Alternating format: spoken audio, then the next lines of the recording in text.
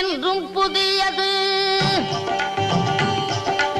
பாடலென்றும் புதியது, பொருள் நிறைந்த பாடலென்றும் புதியது. முருகா உன்னை பாடும் பொருள் நிறைந்த பாடலென்றும் புதியது.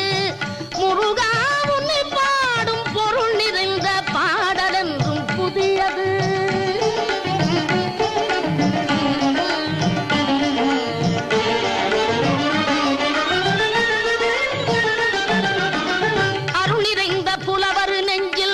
அமுதமென்னும் தமிழ் கொடுத்த பொருள் நிறைந்த பாடல் என்றும் புதியது.